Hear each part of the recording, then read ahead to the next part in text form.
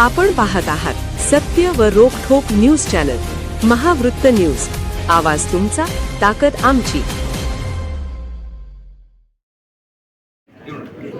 17 एप्रिलला सालगड या मराठी चित्रपट आगामी चित्रपट येत आहे प्रेक्षकांच्या भेटीला. त्यातील आपल्याला विनोदी कलाकार म्हणून परिचित असलेल्या त्या महाराष्ट्राला आज ते एका वेगळ्या भूमिकेत आहेत, तर त्यांच्या भूमिकेत काय वाटते तुम्हाला? वाटतं एवढंच की 17 एप्रिलला लोकांनी यावं सगळ्या थिएटरमध्ये पिक्चर रिलीज होणाऱ्या सालपडे नावाची ती फिल्म जरूर बघावी आणि वेगळ्या प्रकारचं पॅकेज घेऊन फिल्म घेतली. उत्तम स्टारकास्ट, उत्तम दिग्दर्शन, उत्तम प्रोडक्शन आणि उत्तम म्युझिक सगळ्याच मिळून सालपडे नावाची फिल्म 17 एप्रिलला रिलीज होते.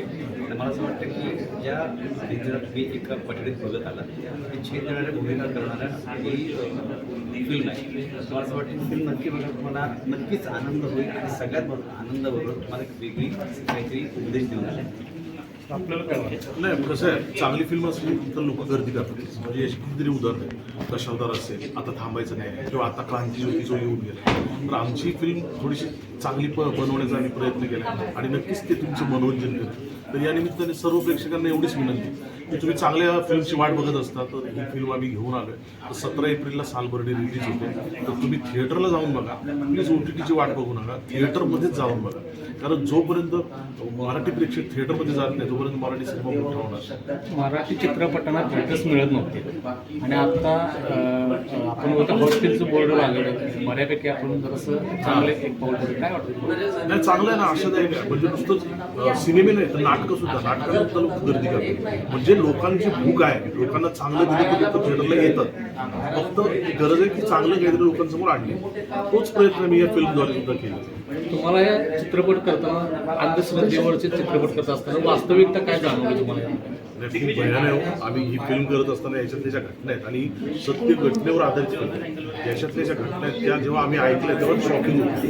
असंही होतं म्हणजे अंधश्रद्धेच्या नावाखाली. हे खूप भयानक आहे. आणि बरं, ते नुसतं तेव्हा घडत होतं किंवा आत्ता घडतंय, चालूच आहे, ते संपतच नाही. म्हणजे अंधश्रद्धेसाठी आपण कायदे केले, पोलीस डिपार्टमेंट त्याचा मागोवा घेते, तरी पण त्या घटना थांबत नाही, त्या सुरूच आहेत. तर त्या कुठेतरी त्याला निदान आळा बसावा यासाठी हा एक छोटासा प्रयत्न आमच्या टीमकडनं केले. आणि हा वाद कसा आहे, श्रद्धा आणि अंधश्रद्धेचा हा न थांबणार आहे. हा म्हणजे कंटिन्यू चालूच राहील. तर त्याच्यावरती आम्ही काही कोणाला उपदेश वगैरे करण्याचा आमचा हेतू नाही. फक्त एवढंच सांगणं आहे की श्रद्धा असावी, पण ती अंधश्रद्धा होता कामा नये.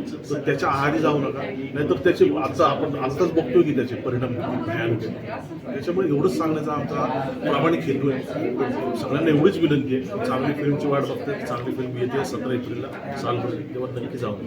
विज्ञानाने इतकी प्रगती केली आहे तरी सुद्धा लोक अंधश्रद्धेकडे. मला असं वाटतं भीती, आपल्या कर्माची लोकांना असलेली भीती आणि दुसरी गोष्ट म्हणजे अजूनही कुठल्या तरी परंपरेचा एक पगडा असतो, तो नाही म्हटलं की थोडा आहे. मला असं वाटतं सगळ्यात महत्त्वाची गोष्ट आहे माणूस आणि माणूस हा धर्म. माणसाने माणसाकडे माणसासारखं बघितलं, बाकीची गोष्टी आपोआप कमी होती. आणि चौकस बुद्धी जर ठेवून एखादी गोष्ट आपण केली त्या गोष्टीला आळा बसेल. आणि याचं उदाहरण नाही, मग आज साधं उदाहरण आहे. आपण नेहमी असं म्हणतो की अंधश्रद्धेच्या ज्या घटना आहेत त्या खेडेगावात घडतात. आता ही जी घटना घडली कुठं घडली? नाशिक सारख्या मेट्रो सिटीत घडली. त्याच्यामुळे माणूस शहरात असो किंवा गावात असो, तो आहार गेलेलाच आहे. त्याने थोडंसं बाहेर यावं, या गोष्टीपासून अलिप्त राहावं हे सांगण्याचा आमचा प्रयत्न.